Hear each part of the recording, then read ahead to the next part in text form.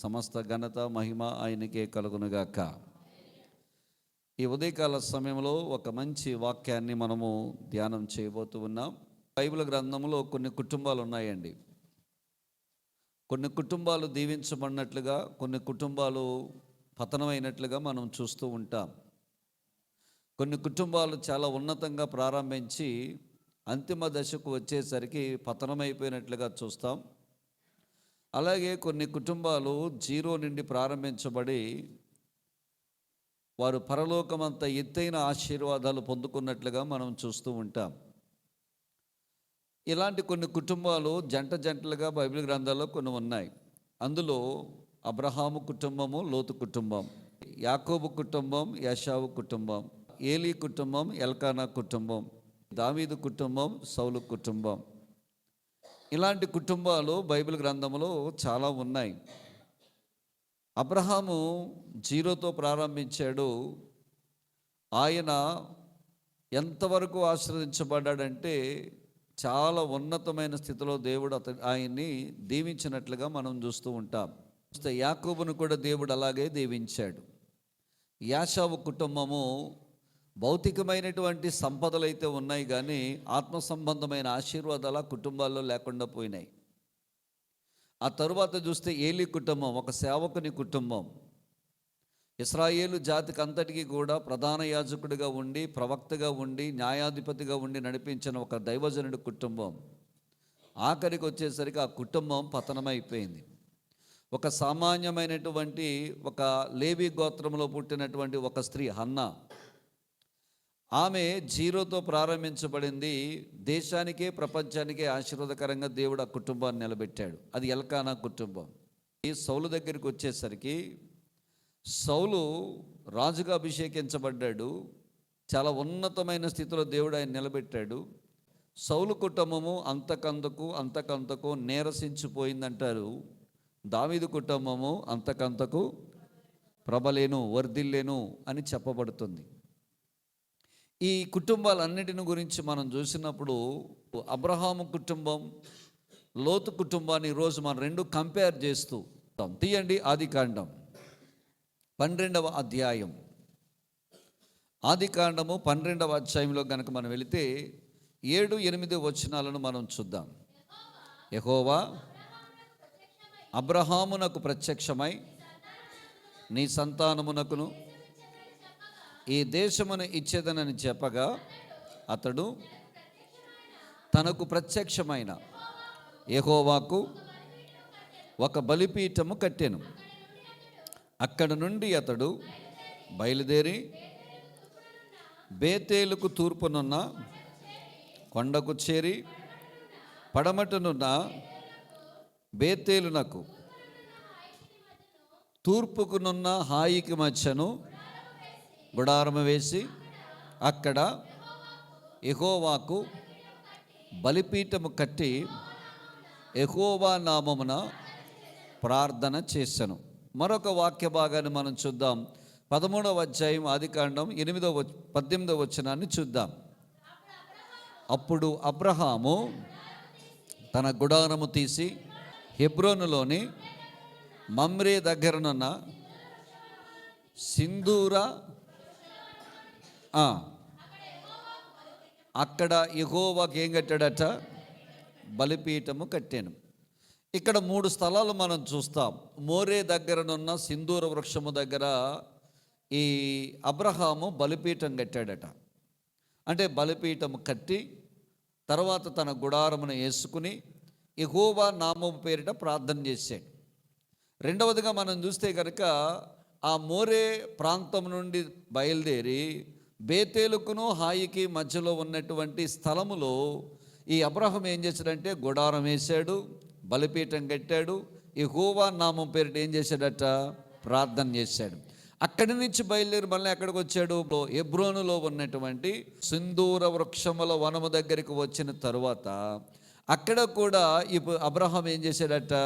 బలిపీఠము కట్టి ఆ బలిపీఠం దగ్గర ప్రార్థన చేశాడట.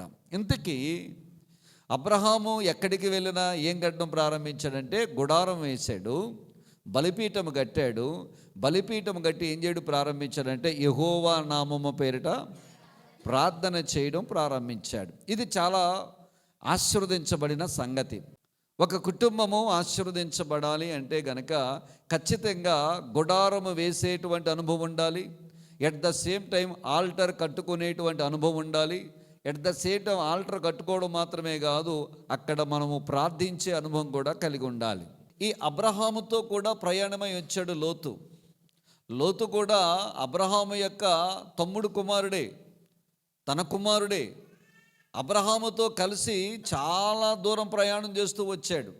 కానీ అబ్రహాములాగా లోతు ఎక్కడా బలిపీఠం కట్టినట్లుగా కానీ, దేవునికి ప్రార్థన చేసినట్లుగా కానీ ఎక్కడా మనకు కనపడదండి.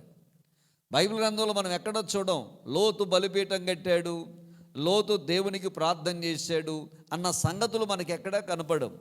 కానీ జాగ్రత్తగా గమనిస్తే ఒక కుటుంబము దీవించబడాలి అంటే గనక, ఒక కుటుంబము ఆశీర్వదించబడాలి అంటే గనక ఖచ్చితంగా మనం చేయాల్సిన పని ఏంటంటే, దేవుని బిడ్డలారా, ప్రార్థన అనేది చాలా ప్రాముఖ్యమైనది, చాలా విలువైనది. ఏ కుటుంబములో అయితే ప్రార్థన ఉంటుందో, ఏ కుటుంబంలో అయితే భర్త భార్య పిల్లలు కలిసి కుటుంబ ప్రార్థన చేస్తారో, ఏ కుటుంబాల్లో అయితే యథార్థమైన ప్రార్థనా జీవితం కలిగి ఉంటారో, కుటుంబ ప్రార్థన కలిగినటువంటి ఆ కుటుంబాన్ని, ప్రార్థనా జీవితం కలిగినటువంటి ఆ భర్తను, ప్రార్థనా జీవితం కలిగినటువంటి ఆ భార్యను, ప్రార్థనా జీవితం కలిగినటువంటి తమ పిల్లల కుటుంబాన్ని దేవుడు అబ్రహాము వలె కుటుంబం వలె దేవుడు దీవిస్తాడట. యేసయ్యకు మహిమ కలుగునుగాక. అంటే అబ్రహాము బలిపీఠాలు కట్టాడు. మనము మన జీవితాల్లో మన కుటుంబాల్లో ప్రార్థన అనే బలిపీఠము కట్టాలి. ప్రార్థన అనే బలిపీఠం నీ కుటుంబంలో ఉంటే గనక, కుటుంబ ఆశీర్వాద ప్రార్థన, కుటుంబ ప్రార్థన నీ ఇంటిలో ఉంటే గనక, అబ్రహామును దీవించిన దేవుడే మనలో కూడా దీవిస్తాడు. లోతుకు అది లేదండి. లోతు పతనం అవడానికి గల కారణం ఏంటనుకుంటున్నారు? లోతు నాశనం అయిపోవడానికి గల కారణం ఏంటనుకుంటున్నారు? లోతు ఇంటిలో ప్రార్థన లేదు, లోతు యొక్క కుటుంబంలో బలిపీఠాలు లేవు. ఒక్క బలిపీఠం మనకి ఎక్కడ కనపడుద్ది అంటే అబ్రహాము దగ్గరే మనకు కనపడుతుంది, దేవుని బిడ్డలారా. అందుకనే అబ్రహాము యొక్క జీవితము మనకు ఒక ఆదర్శప్రాయము కావాలి. కుటుంబ ప్రార్థన మీరు చేసుకున్నట్లయితే అది ఎంత ఆశీర్వాదమో, ఎంత దీవెనో 7 విషయాలు నేను ఈరోజు ఉదయం మీకు నేను చెప్తాను. ఈ ప్రార్థనా జీవితం లేకుండా మనము దీవించబడలేము. ఈ ప్రార్థనా జీవితం లేకుండా మన కుటుంబాలు ఆశీర్వదించబడవు.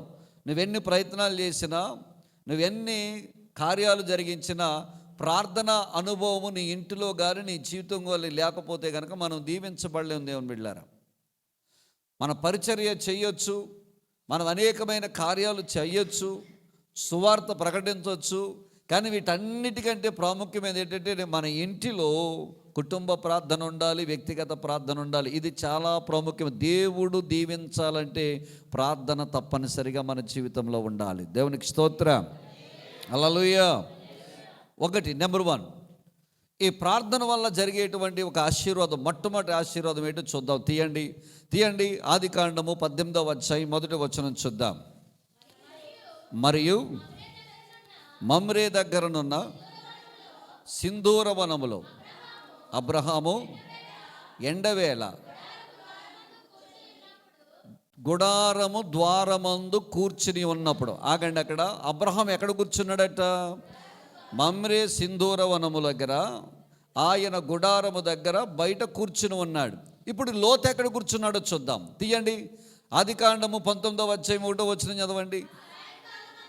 ఆ సాయంకాలమందు ఆ ఇద్దరు దేవదూతలు సొదొమ చేరినప్పటికీ లోతు సొదొమ గవని యొద్ద కూర్చొని ఉండాను. జాగ్రత్తగా వినండి. 2 వ్యక్తులను, 2 కుటుంబాలు ఇక్కడ నేను మీకు చూపిస్తున్నాను. ఒక కుటుంబమేమో అబ్రహాము కుటుంబం, ఒక కుటుంబమేమో లోతు కుటుంబం. ఇంతకీ అబ్రహాం ఎక్కడ కూర్చున్నాడట? హెబ్రోనులో ఉన్న మమ్రే సింధూర వనము దగ్గర ఉన్నటువంటి తన గుడారములో కూర్చుని ఉన్నాడు. అంటే తన గుడారము బయట కూర్చుని ఉన్నాడు. మరి లోతు ఎక్కడ కూర్చున్నాడు? సొదొమ గొమొర్రాల యొక్క గవని యొద్ద కూర్చుని ఉన్నాడు. హెబ్రోను అనగా సహవాసము అని అర్థం. హెబ్రోను అంటే సహవాసం అని అర్థం. ఇప్పుడు అబ్రహాము ఎవరితో సహవాసం కలిగి ఉన్నాడు? అని అంటే తన ఇంటి వారితో సహవాసం కలిగి ఉన్నాడు, తన భార్యతో సహవాసం కలిగి ఉన్నాడు, తన పనివారితో సహవాసం కలిగి ఉన్నాడు, తన చుట్టుపక్కల ఉన్న వారితో సహవాసం కలిగి ఉన్నాడు. అబ్రహాము సహవాసము ఆత్మీయులతో ఉన్న సహవాసం. మరి లోతు ఎక్కడ కూర్చున్నాడు? సొదొమ గొమొర్ర యొక్క గవుని దగ్గర కూర్చున్నాడు. సొదొమ గొమొర్ర యొక్క పరిస్థితి ఏంటి? ఇప్పుడున్నటువంటి భయంకరమైనటువంటి పాపానికంటే ఆ దినాల్లో 1000 రెట్లు పాపంతో ఉన్నటువంటి పట్టణాలు, 2 పట్టణాలు. ఆ 2 పట్టణాలు భయంకరమైన పట్టణాలు. అవి చెప్పడానికి కూడా అంత పాపభూయిష్టమైనటువంటి పట్టణాలు. ఆ పట్టణంలో జరుగుతుంది అవ్యాచ్యమైనటువంటి భయంకరమైన లైంగికమైన పాపాలు జరుగుతూ ఉన్నాయి. అలా పాపాలు జరుగుతున్న పట్టణంలో, పాపభూయిష్టమైనటువంటి ఆ యొక్క లోక సంబంధమైనటువంటి కార్యాలు జరుగుతున్నటువంటి పట్టణములో లోతు కూర్చున్నాడు. ఈ యొక్క అబ్రహాం అయితే ఆత్మీయుల సహవాసంలో కూర్చుని ఉన్నాడు. నీవు నేను దీవించబడాలంటే దేవుని బిడ్డలారా, మన సహవాసము ఆత్మీయులతో ఉండాలి. నీ జోడి ప్రార్థించే వారితో ఉండాలి, నీ జోడి దేవునితో భయభక్తులు గలవారితో ఉండాలి, నీ జోడి దేవుణ్ణి స్తుతించే వారితో ఉండాలి, నీ జోడి దేవుణ్ణి ఆరాధన చేసే వారితో ఉండాలి. నీ స్నేహము ఎవరితో ఉండాలంటే దైవ సంబంధమైన బిడ్డలతో ఉండాలి. నీ కుటుంబము దీవించబడాలి అంటే, నీ కుటుంబము అబ్రహాము కుటుంబం వల్లే ఆశీర్వదించబడాలంటే మన సహవాసం ఎలాగ ఉండాలంటే ఆత్మీయులతో కలిపి ఉండాలి. కుటుంబ ప్రార్థనలో భార్య భర్తలు అందరూ కూర్చుని ప్రార్థన చేయగలిగితే భర్త, భార్య, పిల్లలు వీళ్ళందరూ ఎవరి కోసం మాట్లాడతారో చెప్పమంటారా? వాక్యము చదివి ప్రార్థన చేసి పాటలు పాడినప్పుడు యేసయ్య గురించి మాట్లాడేటువంటి సంగతులు, యేసుని గురించి వారి నోటంట పలికే మాటలు ఆ సందర్భంలో బయటకు వస్తాయి బిడ్డలారా. కుటుంబం అంతా కూర్చుని ప్రార్థన చేస్తే ఆశీర్వాదమే వేరు, ఆ దీవెనే వేరు. నీ పిల్లలు, నీ భర్త, నీ భార్య, నీ నోటమ్మట ఎలాంటి మాటలు వస్తాయంటే దైవ సంబంధమైన మాటలే మన నోటలో నుంచి బయటకు వస్తాయి. మరి 10 మంది పోకిరి వాళ్ళతో కూర్చున్నాం అనుకోండి, సొదొమ గొమొర్ర లాంటి గవిని దగ్గర కూర్చున్నాం అనుకోండి, రక్షణ లేని వారితో కూర్చున్నాం అనుకోండి, లోక సంబంధమైన కార్యకలాపాలు జరిగించే వారితో కూర్చున్నాం అనుకోండి, అడ్డదిడ్డంగా బతికే వారితో మనం కూర్చున్నాం అనుకోండి, త్రాగుబోతులతో కూర్చున్నాం అనుకోండి, తిరుగుబోతులతో కూర్చున్నాం అనుకోండి, ఈ లోక సంబంధమైన కార్యాలు చేసి అనేక మందికి మనోవేదన కలిగిస్తున్న, అనేక మందిని బాధ పెడుతున్న, అనేక మందికి వ్యతిరేకంగా తిరుగుతున్న వారితో నీ సహవాసం ఉందనుకోండి, మన జీవితాలు కూడా అలాగే పతనమైపోతాయి. అబ్రహాము దీవించబడ్డానికి గల కారణం ఏంటంటే దేవుని బిడ్డలారా, అబ్రహాము మొట్టమొదటిగా ఆత్మీయ సహవాసం కలిగి ఉన్నాడు. ఎలియాజరు రెబెకాను తీసుకురావడానికి పద్దనరాము వెళ్ళిన తర్వాత ఆ బావి దగ్గర, వినండి, ఆ బావి దగ్గర ఎలియాజరు ఒంటెలను మోకరింపజేశాడని ఉంటుంది. ఎలియాజరట ఆ ఒంటెలను ఏం చేశాడట? మోకరింపజేసాను, మోకరించి ప్రార్థన చేశాను. ఆయన ప్రార్థన చేయడం మాత్రమే కాదు, ఒంటెలను కూడా ఏం చేశాడట? మోకరింపజేశాడని ఉంటుంది. అంటే ఎలియాజరు ఎక్కడ నేర్చుకున్నాడు? ఎలియాజరు యూదుడు కాదు, ఒక అన్యుడు, పెద్దదాసుడు, అబ్రహాముకి పెద్దదాసుడు. ఎవరితో సహవాసం కలిగి ఉన్నాడు ఎలియాజరు అంటే? అబ్రహాంతో సహవాసం కలిగి ఉన్నాడు. అబ్రహాముతో సహవాసం కలిగి ఉన్న ఎలియాజరుతో పాటుగా ఎలియాజరుతో ఉన్న ఒంటెలు కూడా మోకరించాయంటే అబ్రహాము సహవాసములో, ఆత్మీయ సహవాసములో పశువులను కూడా మోకరింప చేయగలిగినటువంటి కృపదేవుడు అబ్రహాముకు అనుగ్రహించాడు. అంటే అబ్రహాము ఎంత ప్రేమ కలిగాడో చూడండి, ఎంత ఆశీర్వాదమో చూడండి. అబ్రహాము పట్ల ఉన్న ఆశీర్వాదం, దేవుడంటే ఎంత ప్రేమో చూడండి. అందుకే అబ్రహాముని ఏమని పిలుస్తుంది? మ్యాన్ ఆఫ్ ఆల్టర్ అని పిలుస్తారు. మ్యాన్ ఆఫ్ ఆల్టర్ అంటారు. అంటే బలిపీఠములు కట్టేవాడు. బైబిల్ గ్రంథంలో మనం చూస్తే అబ్రహాము కట్టిన బలిపీఠాలు మరెవరు కట్టలేదండి, అబ్రహాం ఒక్కడే కట్టాడు అన్ని బలిపీఠాలు. ఎక్కడికి వెళ్ళినా బలిపీఠాలు కట్టేటువంటి కృప, ఆ ఆధిక్యత దేవుడు అబ్రహాముకే ఇచ్చాడు. అంటే అబ్రహాము కట్టాడు. నా కుటుంబము దీవించబడాలి అంటే గనక దేవుని బిడ్డలారా, మొట్టమొదటిగా మన ఇంటిలో కుటుంబ ప్రార్థన, ఆత్మీయ సహవాసం కలిగి ఉండాలి. పౌలు కొరింథీ పత్రులు అంటాడు కదా, ఏమంటాడు? విశ్వాసికి అవిశ్వాసితో పొత్తెక్కడ, ఇల్లాలకి బెలయాలతో పొత్తెక్కడ అని చెబుతూ అంటాడు. మనము అవిశ్వాసులతో జోడి కట్టకూడదు అంటాడు ఆయన. ఎవరితో ఉండాలట? విశ్వాసులతోనే ఉండాలి. నీ సంబంధం ఎవరితో ఉండాలి? నీ సహవాసం ఎవరితో ఉండాలి? వినండి, మీకు లేనిపోని మాటలు చెప్పేవారితో నీ సహవాసం ఉండకూడదు. ఈ రోజున ఎదుటివారి కోసం చెప్పిన ఆమె రేపొద్దున నీ కోసం ఎదుటివారి కోసం చెప్పొద్ది. ఒకసారి ఎవరైనా వచ్చి నీకు పలానా వారి కోసం చెప్పారని చెప్పినప్పుడు నువ్వు జన్నావంటే నీ కోసం ఎదుటివారికి చెప్పలేదు అన్న గ్యారెంటీ మన దగ్గర లేదు. పోకిరి మాటలు మాట్లాడేవారు, సరసోక్తులతో మాట్లాడేవారు, వేళాకోళం మాట్లాడేవారు, విస్తారమైన మాటలు మాట్లాడేవారితో నీవు సహవాసం చేయకూడదు. ఆత్మీయులతో సహవాసం చేయి, నీవు నీ కుటుంబము దీవించబడుతుంది దేవుని బిడ్డలారా, ఆశీర్వదించబడతావు దేవుని బిడ్డలారా. లోతు ఇహలోక సంబంధించిన వారితో చేశాడు స్నేహం. తన స్నేహం ఇహలోక సంబంధించిన వారితో స్నేహం చేయడం వల్ల పతనమైపోయాడు దేవుని బిడ్డలారా. నా సహవాసం మొట్టమొదటిగా ఆత్మీయులతో ఉండాలి. అందుకే అబ్రహాము కుటుంబాన్ని దేవుడు దీవించాడు. రెండవదిగా చూద్దాం, తీయండి. రెండవదిగా ఆదికాండము 18వ అధ్యాయం 2 నుంచి 5 వచనాలు చూద్దాం. అతడు కన్నులెత్తి చూచినప్పుడు ఒక మనుష్యుడు, 3 మనుష్యులు అతని ఎదుట నిలవబడి ఉండిరి. అప్పుడు అతడు వారిని చూచి గుడారము వాకిల నుండి వారిని ఎదుర్కొనుటకు పరిగెత్తి నేల మట్టుకు ఏం చేశాడట? ఆయన వంగి. ఆగండి, అక్కడ 3 దేవదూతలు వస్తున్నారు. 3 దేవదూతలు వస్తుంటే ఈ మెమరీ సింధూర వనములో ఉన్నటువంటి ఈ అబ్రహాము గుడారము నుంచి వారిని చూచాడు. చూచిన తర్వాత వాళ్ళ దగ్గర పరిగెత్తుకు వెళ్ళాడు, అంటే వారికి ఎదురెళ్ళాడు. ఎదురెళ్ళి చేసిన పని ఏడు చెప్పమంటారా? వంగి నమస్కారము చేసి, అంటే వంగి నేల మరొక ఏం చేశాడంటే ఆయన వంగి నమస్కారము చేసి నా ఇంటిలోకి రమ్మని చెప్పి ఆహ్వానించాడట. ఇప్పుడు లోతు గురించి చూద్దాం, తీయండి. 19వ అధ్యాయం రండి. 19వ అధ్యాయంలోకి వస్తే 2-3 వచనాలు.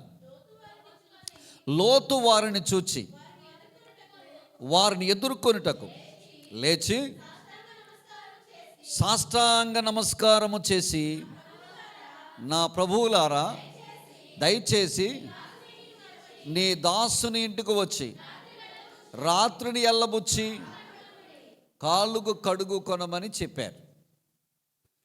ఇక్కడ 2 విషయాలు చెప్దాం. ఒకళ్ళేమో నేల మట్టుకు వంగి నమస్కారం చేశారు, ఇంకొక ఆయనేమో అసలు బోకర్లుగా పడుకొని సాష్టాంగపడి అయ్యా నా ఇంటికి రమ్మని ఇంకొక ఆయన పిలిచాడు. వీళ్ళిద్దరిలో అసలు నిజంగా చెప్పాలంటే ఎక్కువగా తగ్గించుకున్నవాడు ఎవరు అంటే లోతే తగ్గించుకున్నాడు. అబ్రహాము జస్ట్ ఇలా వంగి నేల మట్టుకు వంగి అయ్యా మా ఇంటికి రండి అని ఆహ్వానించాడు. కానీ లోతైతే సాష్టాంగపడి దండం పెట్టి అయ్యా నా ఇంటికి రండి అయ్యా అని ఆహ్వానించాడు. ఇప్పుడు రెండిటి విషయంలో మనం ఆలోచన చేస్తే మనకి చాలా ఆశ్చర్యం కలిగించేటువంటి సంగతి, ఆలోచింపజేసే సంగతి. బాగా తగ్గించుకున్న వాని ఇంటి దగ్గరికి వెళ్ళడానికి వాళ్ళేమో ఇష్టపడలేదట. నేల వంగి అయ్యా మా ఇంటికి రండి అయ్యా అని పిలిచినటువంటి అబ్రహాము ఇంటికి వెళ్ళడానికి సంతోషంగా వెళ్ళడానికి ఇష్టపడ్డారట. కానీ లోతు ఇంటికి వెళ్ళడానికి లోతు బలవంతము చేయవలసి వచ్చిందట. ఎవరని? వచ్చిన దేవదూతల్ని మా దగ్గర ఉండండి అయ్యా అని చెప్పి లోతు బలవంతము చేయవలసి వచ్చిందంట. అబ్రహాం ఇంటికైతే ఎలాగొచ్చారు వాళ్ళు? ఆనందముగా వచ్చారట. వినండి, ఇక్కడ అద్భుతమైన మాట ఒకటి చెప్పాలనుకుంటున్నాను. కుటుంబ ప్రార్థన ఎవరి ఇంట్లో అయితే ఉంటుందో, ఏ ఇల్లు అయితే ప్రార్థించే ఇల్లుగా ఉంటుందో, ఏ భర్త భార్య పిల్లలు ప్రార్థించే కుటుంబంగా ఉంటారో, ఆ ప్రార్థించే కుటుంబంలోనికి రావడానికి నా యేసయ్య ఆనందంగా ఇంట్లోకి వస్తాడట, సంతోషముగా ఇంట్లోకి వస్తాడట. మరి లోతు ఇంట్లో ప్రార్థన ఉందా? ప్రార్థన లేదు. ఆత్మీయులు సహవాసం ఉందా? సహవాసము లేదు. ప్రార్థన లేదు, సహవాసము లేదు, భర్త లేడు, భార్య లేదు, పిల్లలు లేరు, ప్రార్థన లేదు, ఏమీ లేదు. ప్రార్థన లేని ఇంటిలోనికి రావడానికి దేవుడు సంకోచించి అన్నాడు, లేదు, ఈ రాత్రి ఈ వీధిలోనే నేను పడుకుంటాను అన్నాడు ఆయన.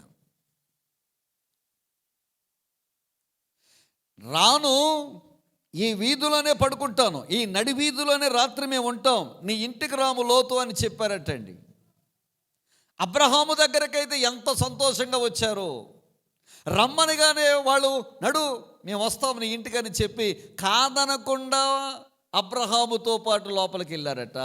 లోతు దగ్గరికి వెళ్ళేసరికి అన్నారట, మేము రాము, మేము నడి వీధిలోనే పడుకుంటాం అన్నారట. ఏ ఇంటిలో అయితే ఎక్కడైతే తన నామములో 2-3 కూడి ఉంటారో, ప్రార్థన చేస్తారో, వాళ్ళ మధ్యలోకి నా యేసయ్య వస్తాడు. ఆయన ప్రేమ వస్తుంది, ఆయన కృప వస్తుంది. యేసయ్యకు మహిమ కలుగునుగాక. 2 చేతుల పైకి చెప్దాం ఒకసారి, యేసయ్యకు మహిమ కలుగునుగాక. ఎవరు వచ్చారంట అంటే బలవంతముగా గాక ఇష్టపూర్వకముగా అబ్రహాము ఇంటిలోకి నా దేవుడు వచ్చాడు. సంఖ్యాకాండం 14వ అధ్యాయం తీయండి ఒకసారి. సంఖ్యాకాండము 14వ అధ్యాయం 8వ వచనంలో చూస్తే ఒక మంచి, యెహోవా మనయందు ఆనందించిన ఎడల ఆ దేశములో మనలను చేర్చి దానిని మనకిచ్చును, అది పాలు తేనెలు ప్రవహించు దేశము. వినండి బిడ్డలారా, దేవుడు గనక నీ ఇంటిలోకి రావడానికి ఇష్టపడితే, ఆయన వచ్చే కనుక ఆయన అంటున్నాడు, నేను కనుక నీ ఇంటిలోనికి వస్తే, నేను ఆనందిస్తే కనుక నీకు ఏది కావాలో నేను ఇస్తాను అంటున్నాడు. వీళ్ళు అంటారు ఇక్కడ సంఖ్యాకాండములు అంటాడు, దేవుడు మన యందు ఆనందిస్తే ఆ దేశములో మనలను చేర్చి దానిని మనకిచ్చినది పాలు తేనెలు ప్రవహించు. అంటే ఆయన మన యందు ఆనందిస్తే, నీ ప్రార్థన యందు ఆనందిస్తే, నీ భక్తి యందు ఆనందిస్తే, నీ కుటుంబం యందు ఆనందిస్తే, ఆయన సంతోషముగా నీ ఇంటిలోనికి అడుగు పెడితే కనుక వచ్చిన యేసయ్య నీకు ఏది కావాలో అది చేసి పెడతాడు. దేవుని బిడ్డలారా, నువ్వేది అడిగితే అది ఇస్తాడు. దేవునికి స్తోత్రం కలుగునుగాక. విచారకరమైన సంగతి ఏంటంటే, మనం అంటాం, యేసయ్యా మా ఇంటికి రావా అంటే ఆయన రాడు. చాలా సందర్భాల్లో నీకు అనిపిస్తుంది, యేసయ్యా మా ఇంటికి రావా అని మీరు అంటూ ఉంటారు కదా. ఇంట్లోకి రావడానికి మన ఇంట్లో ఏముంది? ఏముండాలి? ఏముంటే ఆయన వస్తాడు? ఏముంటే సంతోషంగా పిలవగానే వస్తాడంటే ఏముంది? ఒకవేళ నీ ఇల్లు పేద ఇల్లు కావచ్చు గాక, ఒకే గది, ఒకే ఇల్లు ఉండొచ్చు, ఒకే కిచెన్ ఉండొచ్చు, ఒకే బెడ్రూమ్ ఉండొచ్చు, మీకు దగ్గర ఏమీ లేకపోవచ్చు గాక, వెండి బంగారాలు విలువైన వస్తువులు నీ ఇంట్లోకి లేకపోవచ్చు గాక, ఖరీదైనటువంటి అలమారాలు, ఖరీదైనటువంటి కార్లు నీ ఇంట్లో లేకపోవచ్చు గాక, ఖరీదైన వస్త్రాలు నీకు లేకపోవచ్చు గాక, బిడ్డ నీ ఇంటిలో ప్రార్థన ఉంది. ప్రార్థన నా ఇంటిలో నా యేసయ్య సంతోషంగా వస్తాడట, ఆనందంగా వస్తాడట. ఆయన ఆనందం ఎంత కాదు, చాలా సంతోషంగా వస్తాడట నా యేసయ్య. ఖరీదైన ఇల్లు ఉందేమో, చాలా బంగళాలు ఉన్నాయేమో, నీ బెడ్రూమ్ అంతా కూడా మార్బుల్తో చేయబడిందేమో, నీ పట్టె పరుపు చాలా ఖరీదైన పరుపు తెచ్చుకున్నావేమో, నీ మంచమే కొన్ని లక్షల రూపాయలు విలువైందేమో, ఆ గదే చాలా విలువైన గదిగా నువ్వు చేసుకున్నావేమో. కానీ ఆ ఇంటిలో ప్రార్థన లేకపోతే నా యేసు ఆ ఇంటిలోకి రావడానికి ఇష్టపడడు. నువ్వు బలవంతం చేసినా నీ ఇంట్లోకి రావడానికి ఆయన ఇష్టపడ్డు. ఎక్కడ నీ ప్రార్థన జీవితం? ఎక్కడ నీ కుటుంబ ప్రార్థన జీవితం? దేవుని మీద మనం నెపాలు వేస్తాం. నెపాలు వేయడం కాదు బిడ్డలారా, మనల్ని మనం సరి చేసుకోవాలా. ఈ 2026వ సంవత్సరములో నీ కుటుంబము ప్రార్థించే కుటుంబముగా మారునగాక. యేసయ్యకి స్తోత్రం చెప్పండి, గట్టిగా చెప్పండి. ఏ కుటుంబంగా మారాలా? ప్రార్థించే కుటుంబముగా మారాలా. అది కుటుంబ ప్రార్థనని ఇంటిలో ఉండాలా. శారా పిలవడం కాదు, అబ్రహామే పిలిచేవాడట. శారా రా, పన్నాళ్ళు మానేయండి, రండి, కరెక్ట్గా 8 అయింది టైం, కూర్చోండి, అందరూ మోకరించండి, అయ్యా పశువులయ్యా మోకరింపజేయండి. పశువులు మోకరించాయి, పన్నోళ్ళు మోకరించారు, శారా మోకరించింది, అబ్రహాము మోకరించాడు. వీళ్ళందరూ కలిసి ఆత్మీయంగా దేవుని యొక్క సన్నిధిలో ప్రార్థన చేయడం ప్రారంభించారు. ఒక భర్తగా, ఒక భార్యగా మీరిద్దరు, ఒక భార్య భర్తలుగా, తల్లిదండ్రులుగా మీరిద్దరు ఇనిషియేటివ్ తీసుకుని, మీరు ఎక్కడున్నా, ఏ కుటుంబంలో ఉన్నా, నువ్వు కూలి పని చేసుకున్నా, ఎలాంటి పని చేసుకున్నా, ఒక భర్తగా భార్యగా కరెక్ట్గా 8 ఆ టయానికి లేదా 9 టయానికి మీరందరూ కుటుంబముగా కూర్చొని ప్రార్థించగలిగితే ఒక అద్భుతమైన మాట చెప్పనా, పరలోకమైన ఇంటిలోకి దిగి వచ్చేస్తుంది. వెళ్ళారు. యేసయ్యకు మహిమ కలుగునుగాక. హల్లెలూయా, హల్లెలూయా. అయ్యా పరలోకం చూడాలనుకుంటున్నావయ్యా, చూస్తావు. ఎప్పుడో చెప్పంటావా? నీ ఇంటిలో ఏముండాలి? ప్రార్థన ఉండాలి. లోతు ఇంటిలో ప్రార్థన లేదు. లోతు ఇంటిలోకి రావడానికి ఈ దేవదూతలు తటపయిస్తున్నారట, సంశయిస్తున్నారు. ఈ లోతు ఇక బలవంతం చేయడం ప్రారంభించాడు. అయ్యా రండయ్యా, రండయ్యా, రండయ్యా. వారు ఆ తట్టు తిరిగారట. ఈ లోతు బలవంతంగా చేయడం వల్ల వారు ఈ తట్టు తిరిగి ఆ రాత్రి లోతు ఇంటికి వెళ్ళారట. మన గృహాలు ఎలాగున్నాయి? మన ఇల్లు ఎలాగుంది? లోతు ఇల్లులాగా ఉంటే దేవుని రాడు, ఆయన సంతోషంగా రాడు. ఆయన వస్తే నీ యందు ఆనందిస్తే కనుక ఆయన నీ దగ్గరకు వస్తాడు, నిన్ను ఆ దేశంలోకి చేరుస్తాడు. చేర్చడం మాత్రమే కాదు, పాలు తేనెలు ప్రవహించు సమృద్ధిని నీ ఇంటిలో ఉంచుతాడు. సమృద్ధిని నీ ఇంటిలో ఉంచుతాడు. ప్రార్థన మనం చేయటంలా 2026 సంఘము కూడా దీవించబడాలంటే సంఘములో ప్రార్థన పరులు అనేవారు తప్పించుకోవటం కాదు, మీరు ప్రార్థన చేయాలి. సంఘములో పెద్దలు అనేవారు ప్రార్థన చేయాలి. సంఘములో సేవకులు భార పరిచర్య పంచుకుంటున్నటువంటి బిడ్డలు ప్రార్థన చేయాలి. ప్రార్థన చేయకుండా మనము దీవించబడ్డం బిడ్డలారు. ఈ సమయంలో మనం జాగ్రత్తగా గమనించినట్లయితే, ఒకటి, అబ్రహాము కుటుంబము సహవాసము కలిగిన కుటుంబం. అబ్రహాము దేవుణ్ణి ఆహ్వానించిన వెంటనే ఇష్టపూర్వకముగా అబ్రహాము ఇంటిలోకి వచ్చాడు. దేవునికి స్తోత్రం కలుగునుగాక. మూడవదిగా మనం చూద్దాం, తీయండి. మూడవదిగా మనం చూస్తే 6-7 వచనాలు, ఆదికాండం 18వ అధ్యాయం. అబ్రహాము గుడారములోనున్న సారా యొద్దకు త్వరగా వెళ్ళి, నీవు త్వరపడి 3 మానికల మెత్తని పిండి తెచ్చి పిసికి రొట్టెలు చేయమని చెప్పాను. మరియు అబ్రహాము పశువుల మందకు పరిగెత్తి ఒక మంచి లేక దూడను తెచ్చి ఒక పనివానికి అప్పగించాను. వాడు దాన్ని త్వరగా సిద్ధపరిచాను. తరువాత అతడు వెన్న, పాలను తాను సిద్ధము చేయించిన దూడను తెచ్చి వారి ఎదుట పెట్టి వారు భోజనము చేయుచుండగా వారి యొద్ద ఆ చెట్టు క్రింద నిలుచుండాను. ఇప్పుడు లోతు గురించి చూద్దాం, తీయండి. లోతు విషయంలో చూద్దాం. 19వ అధ్యాయం 3వ వచనం చదవండి, ఆదికాండం.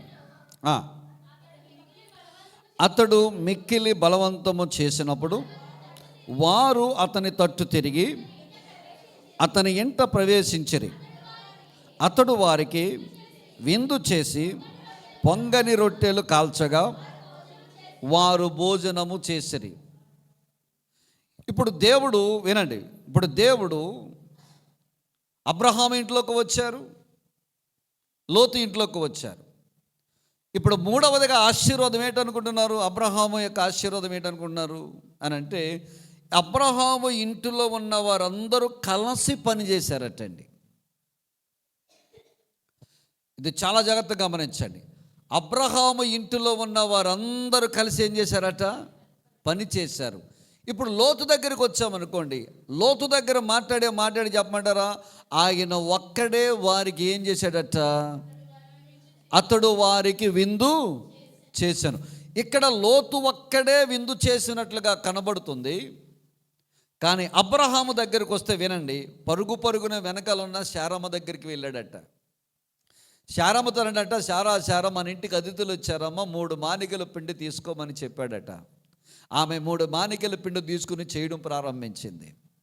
అక్కడి నుంచి పరిగెట్టుకుంటే ఎక్కడికి వెళ్ళాడంటే మన పన్నోళ్ళ దగ్గరికి వెళ్ళారు. అయ్యా, మందలో నుంచి ఒక లేత దూడను తీసుకుని సిద్ధం చేయండి అన్నాడట. ఈయన ఇంటికి వచ్చాడు. వెన్నపూసను సమస్తాన్ని ఈయన సిద్ధం చేయడం ప్రారంభించాడు. ఒక పక్కేమో 3 మానికల పిండి శారమ్మ చేస్తుంది, ఒక పక్క పన్నువాళ్ళేమో దూడను సిద్ధం చేస్తున్నారు, ఒక పక్క ఈ అబ్రహాము కూడా వారి కొరకు వెన్నను మిగతావి కూడా సిద్ధం చేస్తున్నాడు. అంటే అబ్రహాము ఇంటిలో ఏం కనపడిందంటే ఐకమత్యము కనపడింది, కలిసి పని చేయడం కనబడింది. ఒకరికొకరు కలిసి, ఒకరికొకరు సహకరించుకొని, ఒకరికొకరు ప్రేమించుకొని, ఒక పని వచ్చినప్పుడు, ఒక పరిచర్య వచ్చినప్పుడు ఇంట్లో వాళ్ళందరూ కలిసి ఐకమత్యముగా పని చేయడం మనకు కనబడుతుంది. ప్రార్థించే కుటుంబంలో ఐకమత్యం ఉంటుంది దేవుని బిడ్డలారా. ప్రార్థించే కుటుంబంలో భర్త మాట భార్య వింటాడు, భార్య మాట భర్త వింటుంది, తల్లిదండ్రుల మాట పిల్లలు వింటారు. వేరేస్ ఎక్కడైతే లోతు కుటుంబంలో చూస్తే లోతుకు భార్య ఉన్నారు, లోతుకి కుమారులు ఉన్నారు, లోతుకు కుమార్తెలు ఉన్నారు, అల్లుళ్ళు ఉన్నారు, వీళ్ళందరూ ఉన్నారు. ఎవ్వరు కూడా లోతుకి సహకరించలేదేమో. బహుశా సహకరిస్తే కనుక అబ్రహాముకు రాసినట్లే లోతు గురించి కూడా రాసి ఉండేవాడేమో. అబ్రహాము కుటుంబంలో అందరూ కలిసి పనిచేస్తుంటే, ఐకమత్యం కలిసి పనిచేస్తుంటే, లోతు కుటుంబంలో దేవుని బిడ్డలారా ఐకమత్యము లేదు. ఎవడకు వాడే యమునా తీరు. తల్లి బాధ తల్లిదే, భర్త బాధ భర్తదే, భార్య బాధ భార్యదే, కూతురు బాధ కూతురుదే, కొడుకు బాధ కొడుకుదే. వీళ్ళ మధ్యలో ఒక రకమైన అండర్స్టాండింగ్ లేదు.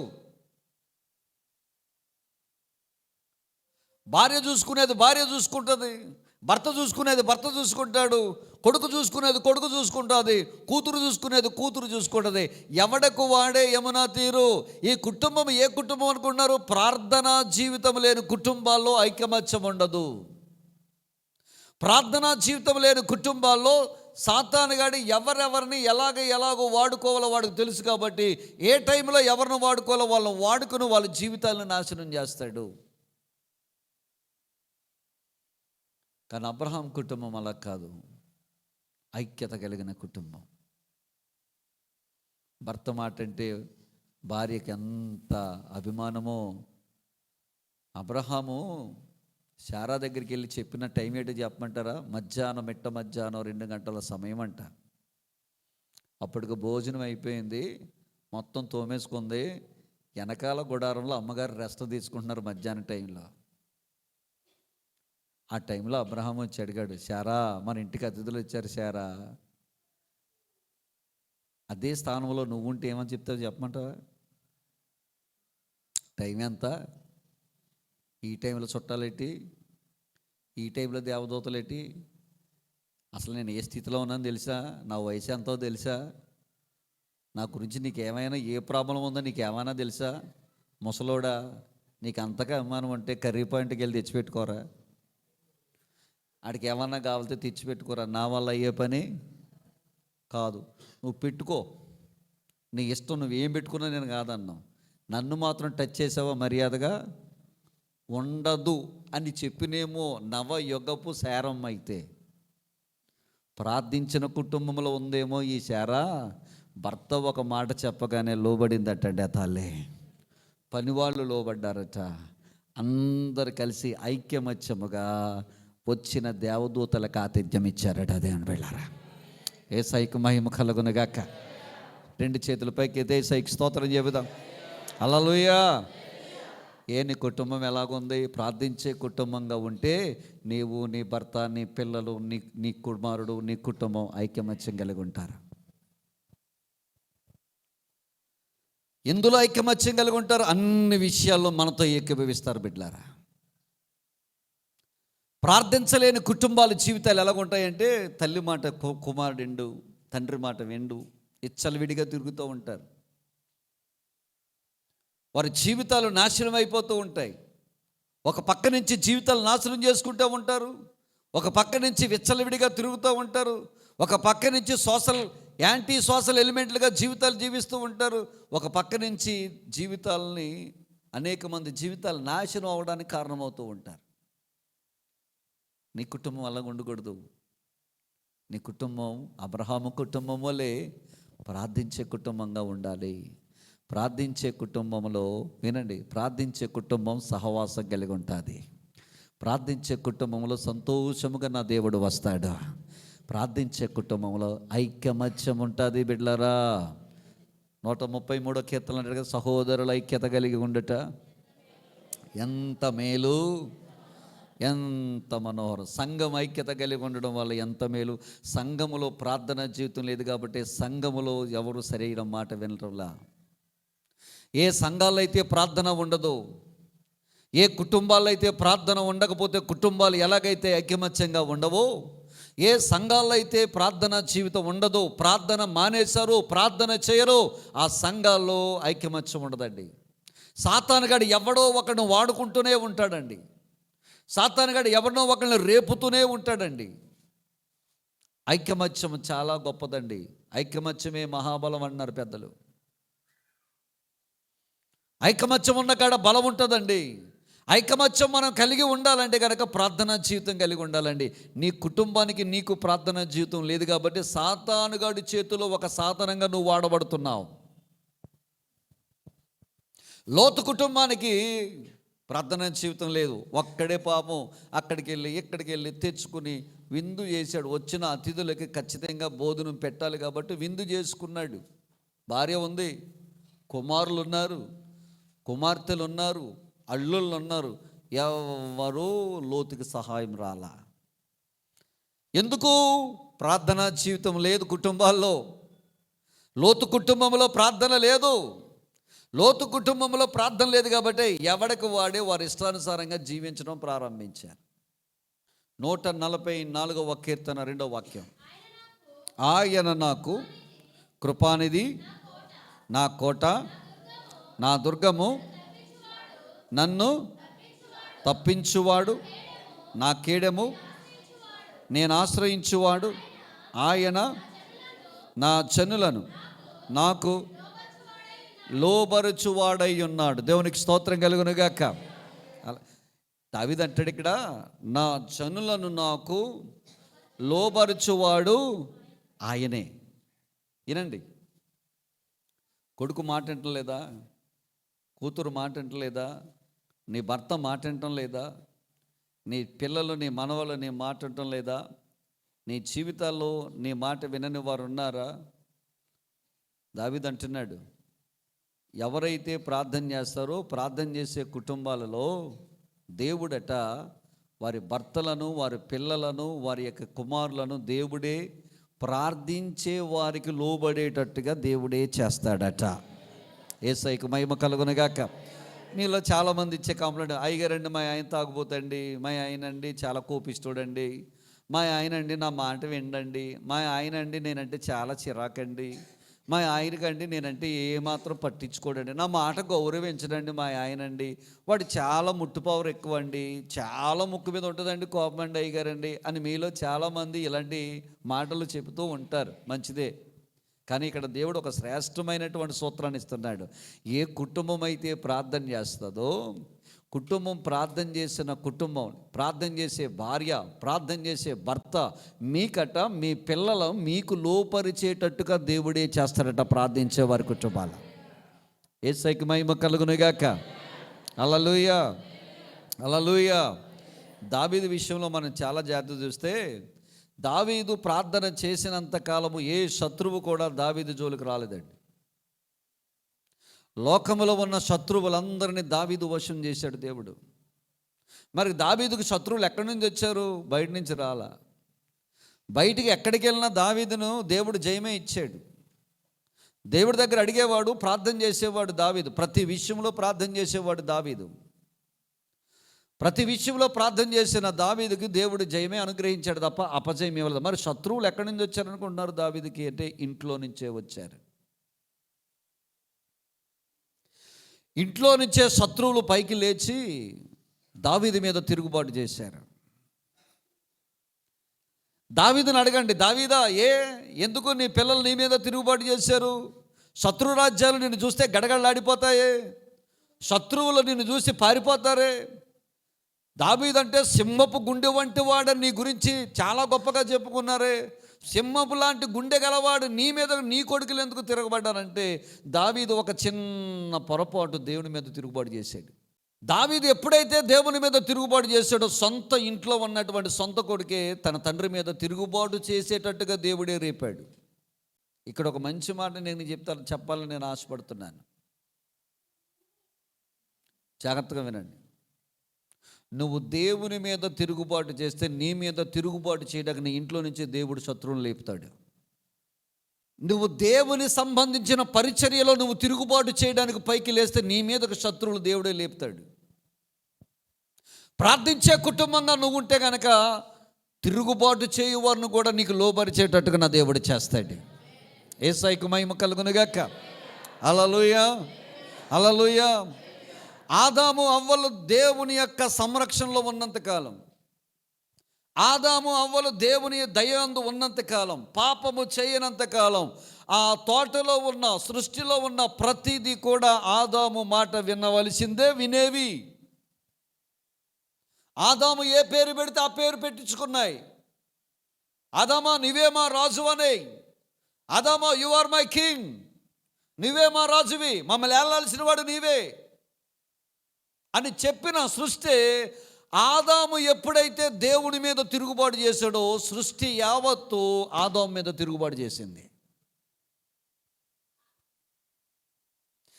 నీ జీవితంలో కూడా దేవుని మీద మనము తిరుగుబాటు చేసిన వారం అయితే నీ కుటుంబంలో కూడా తిరుగుబాటు లేస్తుంది. దేవుడే నీ మీద తిరుగుబాటు చేసేటట్టుగా చేస్తాడు.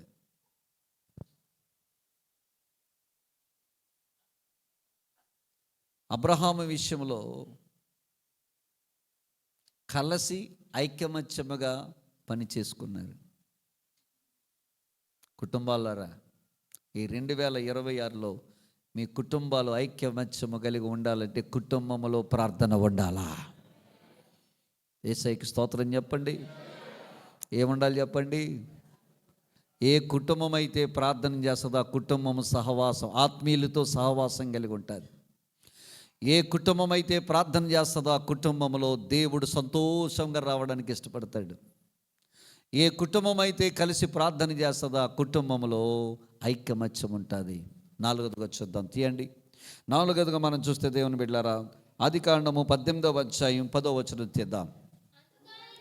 అందుకు ఆయన మీదటికి కాలమున నీ యొద్దకు నిశ్చయముగా మరలా వచ్చేదను. అప్పుడు నీ భార్య అయిన శారాకు ఒక కుమారునికి కలుగునని చెప్పాను. వినండి ఈ మాట. ఇప్పుడు 19వ అధ్యాయం, ఆదికాండము 19వ అధ్యాయం 26వ వచనం చదవండి. అయితే లోతు భార్య అతను వెనుక నుండి తిరిగి చూచి ఉప్పు స్తంభమాయెను. 4వదిగా ప్రార్థించే కుటుంబంలో దేవుడిచ్చిన వాగ్దానం నెరవేర్పులోనికి వస్తుంది. ఏమి నెరవేర్పులోకి వస్తుంది చెప్పండి? దేవుడిచ్చిన వాగ్దానము మన జీవితంలో నెరవేర్పులోనికి వస్తుంది. ఎవరికి వస్తుంది? ప్రార్థించే కుటుంబం. మరి లోతు కుటుంబం ఏమైంది? వాగ్దానము పొందవలసింది, లైఫ్ బిగిన్ చేయాల్సింది లోకం వైపు చూసి ఉప్పు స్తంభంగా మారిపోయింది. అంటే ఒకరు వాగ్దానాన్ని పొందుకుంటే ఒకరు వాగ్దానం ముగించుకున్నారు. ప్రార్థనా జీవితం లేని కుటుంబం వాగ్దానాన్ని ముగించుకుంది. ప్రార్థనా జీవితం కలిగినటువంటి కుటుంబము వాగ్దానాన్ని పొందుకుంది. అబ్రహాము మెసొపొతేమియాలో నుంచి బయలుదేరేటప్పుడు 75 సంవత్సరాలు. దేవుడు నీకు సంతానం ఇస్తానని చెప్పినప్పుడు 75 సంవత్సరాలు. ఇప్పుడు అబ్రహాము 99 సంవత్సరాల వయసులో ఉన్నాడు. శారా ఇంచుమించు 80 ఆవిడ అంటది, నేను వృద్ధాప్యంలోకి వచ్చిన దాన్ని, స్త్రీ ధర్మము నిలిచిపోయిన దాన్ని, నాకెక్కడ పిల్లలు పుడతారని. అసలు అబ్రహాము నవ్వాడు. 17వ అధ్యాయంలో చూస్తే అబ్రహాము నవ్వాడు. ఈ 18వ అధ్యాయంలోకి వస్తే శారా నవ్వింది. దేవుడు అంటాడు, నవ్వక శారా. 18-14 అంటాడు, దేవునికి అసాధ్యమైనది ఏదైనా ఉన్నదా అంటాడు. అంటే 25 సంవత్సరాలు పట్టింది శారా యొక్క వాగ్దానము తన జీవితంలో నెరవేర్చబడ్డానికి. 1-2 సంవత్సరాలు కాదు. అబ్రహాం దగ్గరికి దేవుడు ఎప్పుడు వచ్చినా ఏం మాట్లాడేవాళ్ళు చెప్పమంటారా? అబ్రహాముని దీవించడానికి ఎప్పుడు వచ్చినా ఏం మాట్లాడేవాళ్ళు చెప్పమంటారా? అబ్రహామా పైకి చూడు అనేవాడు, చూశాను ప్రభు అనేవాడు. నక్షత్రాలు లెక్క పెట్టు అనేవాడు, నేను ఎక్కడ లెక్క పెట్టగలను ప్రభు అనేవాడు. భూమిని చూడు అనేవాడు, చూశాను ప్రభు అన్నాడు. ఇసుకరేళ్ళు ఉన్నాయి అన్నాడు, ఉన్నాయి ప్రభు. లెక్కెట్టగలవా అన్నాడు, లెక్కెట్టలేను ప్రభు అన్నాడు. ఇదిగో నీ సంతానం ఆకాశ నక్షత్రాల వలె, భూమి మీద ఉన్నటువంటి ఇసుకరేణుల వల్లే నేను దీవించబోతున్నాను, ఇవ్వబోతున్నాను అన్నాడు. అప్పటికి ఎవరూ లేరు, శూన్యం, ఏమీ లేదు. అబ్రహాం వెంటనే ఆ ఆనందంలో అబ్రహాం వెంటనే కొన్న మంచి పని అని చెప్పండి. వెంటనే బలిపీఠము కట్టి దేవునికి ప్రార్థన చేసినాడు, ప్రభువా. వెంటనే బలిపీఠం కట్టి, దేవా నువ్వు చేస్తావయ్యా అని చెప్పి నమ్మకం వచ్చింది. అలాగ ప్రతిసారి వచ్చే సంవత్సరాలు గడిచిపోతున్నాయి. 1 సంవత్సరం వెళ్ళింది, 2వ సంవత్సరం ఎగ్జైట్ అయ్యాడు, 3వ సంవత్సరం బలిపీఠం కట్టాడు.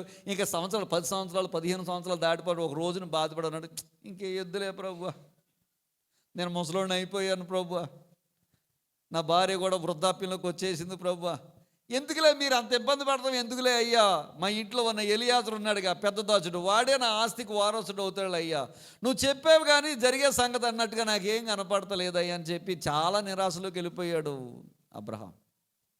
నిరాశలోకి అయితే వెళ్ళాడు కానీ ప్రార్థన మానలేదు దేవుని బిడ్డలారా. బిడ్డ నీకు మంచి మాట చెప్తాను, దేవుడు నీకు వాగ్దానం ఇచ్చాడు, వాగ్దానం నెరవేర్చబడటం లేదని ఒకవేళ నిరాశలోకి వెళ్ళిపోయావేమో,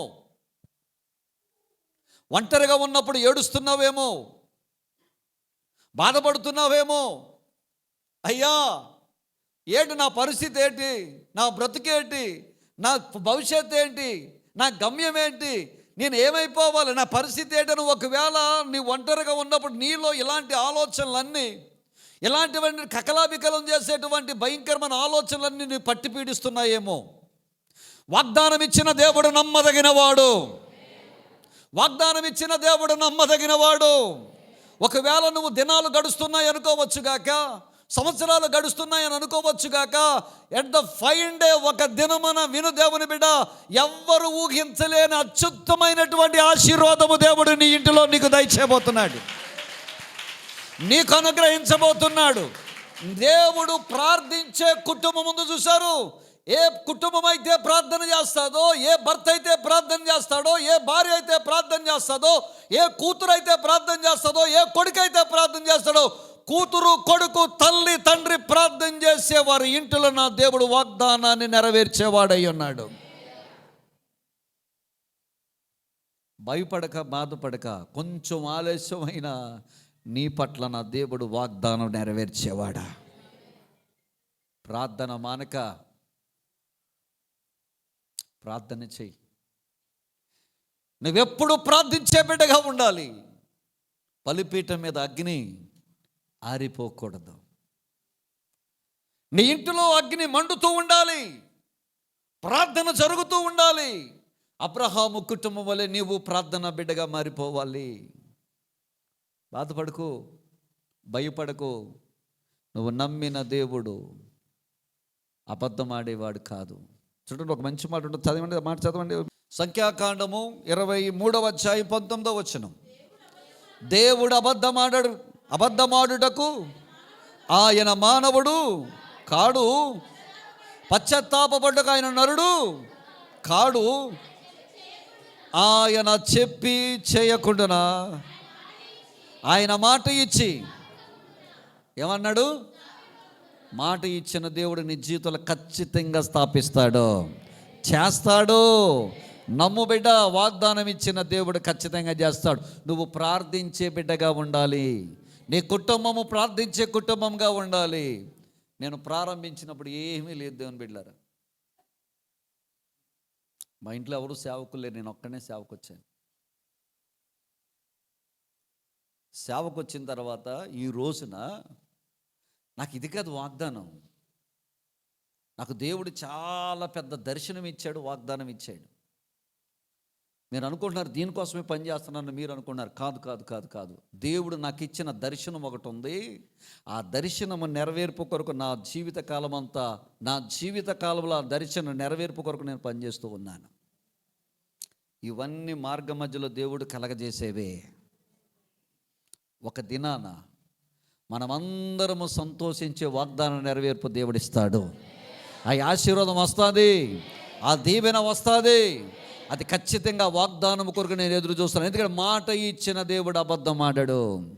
ఆయన నరుడు కాదు, మాట తప్పడానికి మానవుడు కాదు. అబద్ధమాడుటకు నా దేవుడు నరుడు కాదు. మాట ఇస్తే నెరవేరుస్తాడు. నీ జీవితంలో కూడా నా దేవుడు వాగ్దానం ఇచ్చిన దేవుడు నెరవేర్చబోతున్నాడు. ఏమో ఇక్కడ ఉన్న కొంతమందిలో 2026వ సంవత్సరంలోనే ప్రభు నీ పట్ల వాగ్దానం నెరవేర్చనేమో, నెరవేరుస్తాడేమో. కానీ ప్రార్థన మానకు బిడ్డ. అది ఏ వాగ్దానమో నాకు తెలియదు, కానీ ఎలాంటి వాగ్దానమైనా కానీ ఆ వాగ్దానాన్ని దేవుడు నీ జీవితంలో నీకు అనుగ్రహించబోతూ ఉన్నాడు. అబ్రహాము ప్రార్థించే కుటుంబం వాగ్దానము నెరవేర్చబడింది. లోతు కుటుంబంలో వాగ్దానము పొందవలసిన ఆ బిడ్డ ఉప్పు స్తంభముగా శపించబడింది. ప్రార్థించే కుటుంబంలో వాగ్దానాలు నెరవేర్పు ఉంటాయి. ప్రార్థన జీవితము లేని కుటుంబాలు శపించబడతాయి. ఎన్నో కుటుంబాలు బైబిల్ గ్రంథాల్లో ఉన్నాయి.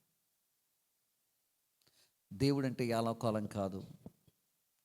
దేవుడితో మనం ఆటలాడకూడదు. దేవుణ్ణి మనం చులకనగా చూడకూడదు.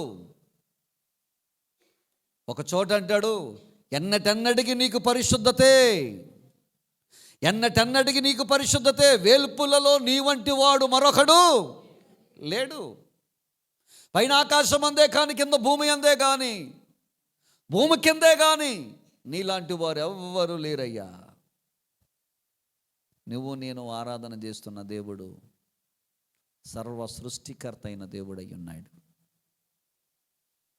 మట్టిని మహిమగా మార్చగల దేవుడు, శూన్యములో సమస్తమును కలిగించగల దేవుడు, పలికితే కలగగలిగే శక్తికి ఆయన వాక్కులోనే ఉంది. దేవుని బిడ్డలారా, వాక్యమై ఉన్న దేవుడు వాగ్దానాలు కూడా నీ జీవితంలో నెరవేరుస్తాడు. యేసయ్యకు మహిమ కలుగునుగాక. ఐదవది చూద్దాం, తీయండి. ఆదికాండము 18వ అధ్యాయం 17వ వచనం. అప్పుడు యెహోవా, నేను చేయబోవు కార్యములు అబ్రహాముకు దాచెదనా, అబ్రహాము నిశ్చయముగా బలము గల గొప్ప జనమగును. వినండి, ఐదవదిగా మనం చూస్తే కనుక ప్రార్థించే కుటుంబాలలో జరిగే ఐదవ ఆశీర్వాదం ఏంటంటే, జరగబోయే సంగతులను ముందుగానే దేవుడు మనకు అనుగ్రహిస్తాడు. ఏ కుటుంబం అయితే ప్రార్థన చేస్తుందో, ఏ కుటుంబం అయితే దేవుని సన్నిధిలో భర్త భార్య కుటుంబ ప్రార్థన చేస్తారు, ఏ భార్య అయితే ఏ భర్త అయితే దేవుని సన్నిధిలో ప్రార్థన చేస్తుందో, ఆ కుటుంబంలోనట జరగబోయే కార్యములను దేవుడు ముందుగానే తెలియజేస్తాడంట. ఇంకో విషయం చెప్పమంటారా? బైబిల్ గ్రంథం అంతట్లో దేవుడు నా స్నేహితుడని పిలువబడిన వాడు అబ్రహాము ఒక్కటే. ఇప్పుడు మనం ఉన్నామా? భర్తకు చెప్పుకోలేనివి కొన్ని ఉంటాయి, భార్యకు చెప్పుకోలేనివి కొన్ని ఉంటాయి, అన్నదమ్ములకి చెప్పుకోలేనివి కొన్ని ఉంటాయి, తోబుట్టువులకి చెప్పుకోలేనివి కొన్ని ఉంటాయి, పెద్దవాళ్ళకి రక్త సంబంధికులు చెప్పుకోలేని కొన్ని ఉంటాయి, టీచర్ గారికి చెప్పుకోలేని కొన్ని ఉంటాయి, గురువు గారికి చెప్పలేని కొన్ని ఉంటాయి, ఆఖరి కొంతమంది డాక్టర్ గారికి కూడా చెప్పలేని కొన్ని ఉంటాయి, పాస్టర్ గారికి చెప్పలేని కొన్ని ఉంటాయి. కానీ మనం అందరం టోటల్గా మన బతుకంతా ఎవరికి చెప్తామంటే మన ఫ్రెండ్స్కే చెప్తాం. ఇప్పుడు ఇంటర్మీడియట్కి వచ్చిన లైఫ్ని చూశారు. 10th క్లాస్ పాస్ అయ్యి ఇంటర్మీడియట్కి అడుగు పెడితే ఇదే క్రూషియల్ టైం. మగాడైతే రాజులా ఫీల్ అవుతాడు, అమ్మాయి అయితే రాయన్లా ఫీల్ అవుతుంది. వీళ్ళిద్దరు అనుకుంటారు నేను తప్ప ఈ లోకంలో అందగతి ఎవరు లేదని ఈవిడ ఫీల్ అవుతుంటుంది, నేను తప్ప బలవంతుడు ఎవరు లేడని వీడు ఫీల్ అవుతుంటారు. వీళ్ళ నడకలో తేడా, వీళ్ళ చూపులో తేడా, వీళ్ళ సిగ్గులో తేడా, ప్రతిదీ తేడాగానే ఉంటారు 2 సంవత్సరాలు. ఆ 2 సంవత్సరాలు ఏమంటారంటే టీనేజ్ అంటారు. ఏమేది చెప్పండి? ఇది దాటితే ఈ టీనేజ్లో వీళ్ళు జాగ్రత్తగా చదువుకుని పైకి వస్తే భవిష్యత్తు బాగుపడుద్ది. ఈ టీనేజ్లోనే చాలామంది జీవితాలు నాశనం అయిపోతాయి. మీకు అర్థమైందా? ఈ టీనేజ్లోనే జీవితాలు నాశనం అయిపోతాయి. ఈ టీనేజ్లోకి వచ్చిన తర్వాత వీళ్ళు ఏమనంటే, చాలామంది అమ్మ నాన్నలు వచ్చే చాలామంది అమ్మ నాన్నలు మా దగ్గరకు వచ్చి చెప్పే బాధ, అయ్యగారండి 10వ తరగతి వరకు మా మాట విన్నాడండి, 10వ తరగతి వరకు మేము కొన్న బట్టలు వేసుకున్నాడండి, 10వ తరగతి మేము ఏం చెప్తాం మాట విన్నాడండి, వీడు కాలేజీకి వెళ్ళడం మొదలెట్టాడండి, మేము కొన్న బట్టలు వాడికి నచ్చలేదండి, మేము ఏ కటింగ్ వేసుకోమంటే ఆ కటింగ్ వేసుకునేవాడండి, ఇప్పుడు వాడు కటింగ్ వేసుకోవడం కూడా ఆడిష్టం అయిపోయిందండి, వాడు మా మాట వింటలేదండి, మా ఐదారు సంత ఎక్కడి నుంచో వచ్చేస్తుందండి, ఆ సంతతో పాటు ఇడిపోతున్నాడండి, సరిగ్గా ఇంటికి అన్నానికి రావట్లేదండి, తిండి సరిగ్గా, వాడు నా మాట పాస్టర్ గారు మీరైనా చెప్పండి బాబు, నీ మాట విన్నాడు, పాస్టర్ గారి మాట ఏమంటాడు? పోనీ నువ్వు పాస్టర్ గారి గురించి ఏమైనా ఇంట్లో మంచిగా మాట్లాడుతున్నావా? పాస్టర్ గారు మంచివాడురా, ప్రార్థన చేస్తాడురా, దైవజనుడురా, అన్నీ వదులుకొని వచ్చాడురా, ఇక్కడికి వచ్చి సేవ చేస్తున్నాడురా, ఆ దైవజనుడు మనం గౌరవించాలిరా, ఆ దైవజనుని మనం ప్రేమించాలిరా అని ఎప్పుడైనా నీ బిడ్డలకు చెప్పావా? వాక్యం నచ్చితే ఒకలా మాట్లాడో, వాక్యం నచ్చకపోతే ఇంకోలా మాట్లాడో, మళ్ళీ ఎక్కడ మాట్లాడో? సరిగ్గా పొయ్యి దగ్గర దుకాణం పెట్టావు, పొయ్యి దగ్గర నలుగురు కూర్చుని మాట్లాడుకున్నాం, ఇప్పుడు ఆడు నన్ను చూస్తే ఏమైనా గౌరవిస్తాడా? ఆడికి ఎలా కనిపిస్తుంది అంటే పాస్టర్ గారిని చూస్తే కొట్టేయాలంత కోపం వస్తుంది. ఎవరి వల్ల వచ్చింది? మా పాస్టర్ గారు తింగరతనం ఏంటంటే చర్చిలోకి వచ్చిన 2 గంటలు నేను మార్చేయాలని ప్రయత్నం చేస్తాం చూడు, 2 గంటల్లో మేము మార్చేయాలని ప్రయత్నం చేస్తాం చూడు, మార్చాలని ప్రయత్నం చేసి ప్రసంగాలు చేసి తెచ్చుకున్న తెప్పులు అన్నీ 2 గంటల్లో నేను నిన్ను మార్చలేను, కానీ పరిశుద్ధాత్మ పట్టుకుంటే కనుక ఒక్క క్షణంలో నా పరిశుద్ధాత్మ దేవుడు మార్చగలడు. యేసుకు మహిమ కలుగును గాక. పాస్టర్ గారు ప్రసంగాలు మార్చలేకపోవచ్చు గాక, పాస్టర్ గారు మాటలు మార్చలేకపోవచ్చు గాక, పరిశుద్ధాత్మ దేవుడు పట్టుకుంటూ ఒక్క క్షణం చాలండి, ఈజీగా మారిపోతారండి. 2026వ సంవత్సరంలోనైనా నీ ఇంట్లో సేవకుడు గురించి, దైవజనుల గురించి మంచిగా మాట్లాడడం నేర్చుకో. సేవకుడు గురించి మంచిగా గౌరవిస్తే నీ బిడ్డలు నిన్ను గౌరవిస్తారు. ఎవరి మాట వినకపోతే ఆఖరికి అయ్యగారి దగ్గర తీసుకెళ్తాడు, రారా దైవజనుడి కోసం ప్రార్థన చేస్తాడంటే భయపడి మన దగ్గరికి వస్తే వాడు ఖచ్చితంగా దేవుడే అతనితో మాట్లాడి అతన్ని మారుస్తాడు. యేసుకి మహిమ కలుగునుగాక. మరి ఎవరి మాట వింటారు వీళ్ళు? ఎవరి మాట వినరు. ఇప్పుడు దేవుడు అంటున్నాడు, అబ్రహాము నా ఫ్రెండ్. అబ్రహాము దేవుడిని నా స్నేహితుడు అంటలా. ఏమండి, అబ్రహాము దేవుడు నా స్నేహితుడు అంటలా, దేవుడే అబ్రహాం గురించి ఏమంటున్నాడు? నా స్నేహితుడు అన్నాడు. ఇప్పుడు దేవుడు అన్నాడు అబ్రహాము నా ఫ్రెండ్ కాబట్టి నేను అతని గురించి నేను ఏం రాస్తాను, అతనికి చేయబోవు కార్యములు అబ్రహాముకి నేను చెప్తాను అన్నాడు. ఏ కుటుంబం అయితే ప్రార్థన చేస్తుందో ప్రార్థించే కుటుంబం దేవునికి స్నేహితులుగా మారిపోతారా? హల్లెలూయా, హల్లెలూయా. ఎవరా మారిపోతారు చెప్పండి? ఎలా మారిపోతారు చెప్పండి?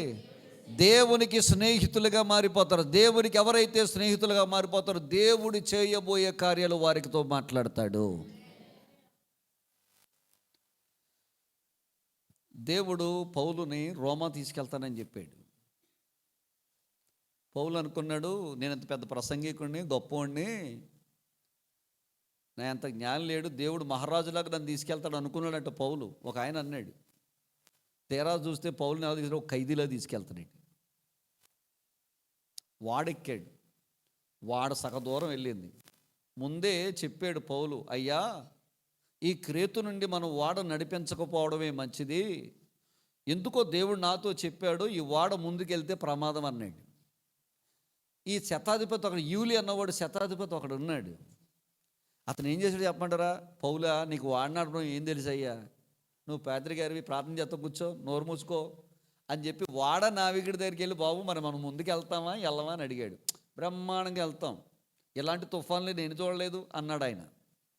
ఈ శతాధిపతి ఆ వాడ నావికుడి మీద ఆశ పెట్టుకొని భరోసా తీసుకుని వాడ ముందు పోనీ అన్నాడు.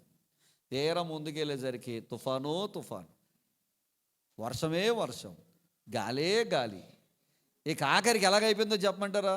ఉన్న వాళ్ళు ఉన్న సరుకులను పడేశారు. ఇక ఆఖరికి 14 రోజులు సూర్యుడు కనిపించలేదంట వాళ్ళకి. 14 రోజులు సూర్యుడు కనిపించబోరికి అందరు చచ్చిపోదాం అనుకున్నటువంటి సమయంలో పౌలు మరల లేచి అంటాడు, అయ్యలారా భయపడకండి, తింటకి ఏమైనా కొంచెం తినండి. దేవుడు నాతో చెప్పాడు, ఇక్కడ ఉన్న వాడలో ఉన్న 276 మందులు ఎవ్వడు కూడా ప్రాణం వదలడు, అందరూ క్షేమంగానే ఉంటారు. గత రాత్రి దేవుని దూత నాతో వచ్చి చెప్పింది అన్నాడు.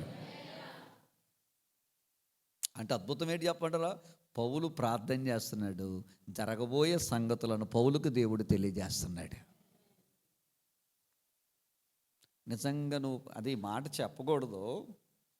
నిజంగా నువ్వు ప్రార్థన చేసే కుటుంబం బిడ్డవైతే, తల్లివైతే, తండ్రివైతే, నీ ఇంట్లో ఎవరైనా గర్భిణీ స్త్రీలు ఉంటే స్కానింగ్లు చెయ్యకముందే ఏ పిల్ల పుట్టబోతున్నాడో నీ ప్రార్థన ద్వారా దేవుడు ముందుగానే నీకు తెలియజేస్తాడు. అంత స్థితిలోకి మనం రావాలా? యేసయ్యకి మహిమ కలుగునుగాక. చెప్పండి, దేవునికి స్తోత్రం చెప్పండి. సో 5వదిగా ఆశీర్వాదం ఏంటంటే, ప్రార్థించే కుటుంబంలో జరగబోయే కార్యములను దేవుడు ముందుగానే తెలియజేస్తాడు. 6వ చూద్దాం దేవుని బిడ్డలారా, 6వది కూడా చూద్దాం. తీయండి, ఆదికాండము 18వ అధ్యాయం 23వ వచనం. అప్పుడు అబ్రహాము సమీపించి ఇట్లా, నేను దుష్టులతో కూడా నీతిమంతులను నాశనము చేయుదువా? ఆ పట్టణములో ఒకవేళ 50 మంది నీతిమంతులు ఉన్నట్లయితే నిమిత్తము ఆ స్థలమును నాశనము చేయకుండా కాయవా?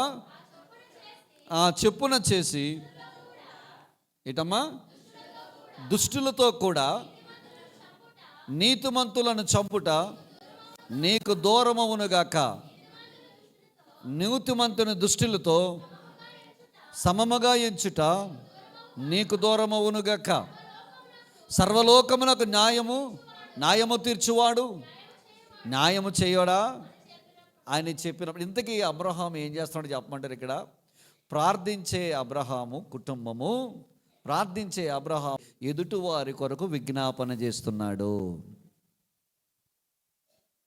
లోతు శ్రమలో ఉన్నాడు. లోతు నివసించే స్థలము చాలా భయంకరమైన పాపభూయిష్టమైనటువంటిది. ఆడోళ్ళు పెళ్ళిళ్ళు చేసుకోవడం, మగాళ్ళు పెళ్ళిళ్ళు చేసుకోవడం, భయంకరమైన వ్యభిచారం, పాపం, దుర్మార్గం, చిన్నపిల్లలు మొదలుకొని పెద్దవారు వరకు వాయు వరుసలు లేకుండా, మంచి చెడ్డలు లేకుండా, వాళ్ళ ఇష్టానుసారంగా వారి జీవితాలు, లైంగికంగా వారి జీవితాలను, వారి శరీరాల్ని అపవిత్రం చేసుకునే పట్టణం. న్యాయం లేదు, మంచి లేదు, చెడు లేదు. వాళ్ళకి ఏది దోస్తే అదే న్యాయం, ఏది చెయ్యాలనుకుంటే అదే న్యాయం, ఏది చెయ్యాలనుకుంటే అదే చేస్తారు. ఎవడు చెప్పినా వినరు, ఎవడు మాట వాళ్ళు లెక్కబెట్టరు. అలాంటి భయంకరమైన పట్టణంలో ఉన్నప్పుడు దేవుడు నాశనము చేద్దాం అనుకున్నప్పుడు ఎవరు విజ్ఞాపన చేస్తున్నారంటే అబ్రహాం విజ్ఞాపన చేస్తున్నాడు. అబ్రహాము తన స్వార్థం కోసం చూసుకోవట్లా. విజ్ఞాపన ప్రార్థన అనగా ఎదుటివారు రక్షించబడాలి, ఎదుటివారు బాగుపడాలి, ఎదుటివారు దీవించబడాలి, ఎదుటివారు మంచి మార్గంలోకి రావాలి, ఎదుటివారు పాపము నుండి విడిపించబడాలి, ఎదుటివారు రోగము నుండి విడిపించబడాలి, ఎదుటివారు సాతాను సంఖ్యల నుంచి విడిపించబడాలి, ఎదుటివారు భయంకరమైన వ్యసనాల నుండి విడిపించబడాలని ఎదుటివారి యొక్క రక్షణ కొరకు చేసేదే విజ్ఞాపన ప్రార్థన. ఏ కుటుంబం అయితే ప్రార్థన చేస్తుందో ఆ కుటుంబం అంట స్వార్థం లేకుండా ఎదుటివారి కొరకు ప్రార్థన చేస్తుందటండి.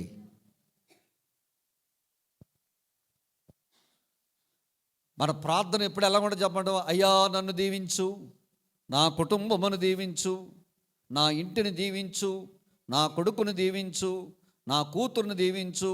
తీరా దీవించిన తర్వాత వారు దేవుని నుండి దూరం అయిపోయి ఇష్టానుసారంగా తిరుగుతున్నారు. తీరా దీవించిన తర్వాత దేవుడు అంటే ఇష్టం లేకుండా బ్రతుకుతున్నారు.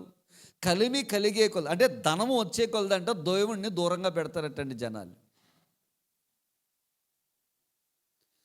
ఒకప్పుడు మనం ఏది లేదని ప్రార్థన చేసామో దేవుడు అది తీరా దేవుడు నీకు అనుగ్రహించిన తర్వాత సంఘ ప్రార్థనో, సేవకుని ప్రార్థనో, నీ ఇంట్లో వాళ్ళ ప్రార్థనో, నీకు ఏది లేదని నువ్వు ఏడుస్తూ ఉన్నప్పుడు ఆ లేని దాని ప్రార్థన ఆలకించి దేవుడు నీకు అనుగ్రహిస్తే ఇచ్చిన తర్వాత దేవునికి దూరం అయిపోయినారు చరిత్రలో ఈ లోకంలో కోకలలుగా ఉన్నారు. సింపుల్గా ఏదో వంక చెప్పి దేవునికి దూరం అయిపోయిన వారు. పిల్లరా, అబ్రహాము నశించిపోతున్న సొదొమ గొమొర్రా పట్టణాల కోసం ప్రార్థన చేస్తున్నాడు. ప్రార్థించే కుటుంబం నీవైతే మన కళ్ళ ముందే బోలంతమంది నాశనం అయిపోతున్నారు. మన కళ్ళ ముందే లోకము నాశనం అయిపోతుంది. నశించిపోతున్న ఆత్మలు ఎన్నో, పాడైపోతున్న యవ్వనస్తులు ఎంతమందో, జీవితాలను నాశనం చేసుకోవడం యవ్వనస్తురాలు ఎంతమందో, వారి జీవితాల్లో వారి కుటుంబాల్లో సమాధానం లేని వారు ఎంతమందో, చాలామంది మనశ్శాంతి లేక నెమ్మది లేక మరణిస్తున్న వారు ఎంతమందో, మంచి వార్త చెప్పేవారు లేక, మంచి వార్త వినిపించేవారు లేక, నిరాశ నిస్పృహలో ఇంటిలో ఉండి కృంగి కుసించిపోతున్న వారు ఎంతమందో, వారి జీవితాలను ఎంతో వేదనతో గడుపుతున్న వారు ఎంతమందో, వాళ్ళందరూ రక్షించబడాలంటే పౌలు అంటాడు తిమోతికి రాసిన మొదటి పత్రిక 2వ అధ్యాయం 1-2 వచనాలు అంటాడు, మనము క్షేమముగా బ్రతుకు నిమిత్తము, రాజుల నిమిత్తము, అధికారుల నిమిత్తము, మన చుట్టుపక్కల వారి నిమిత్తం మనం ఏం చేయాలట? విజ్ఞాపనలు, ప్రార్థనలు చేయాలంటాడు.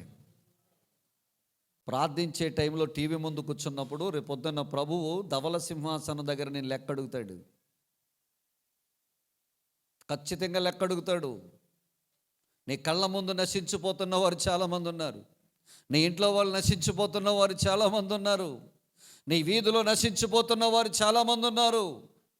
నీ గ్రామములో, నీ ఇంటిలో, నీ పట్టణములో, నీ చుట్టుపక్కల ప్రాంతంలో వారికి ఒకవేళ నువ్వు సువార్త చెప్పలేకపోవచ్చుగాక, ప్రార్థన చేయగలిగితే ఏదో ఒక దినాన ప్రార్థనే బండలాంటి హృదయాన్ని తడుతుంది.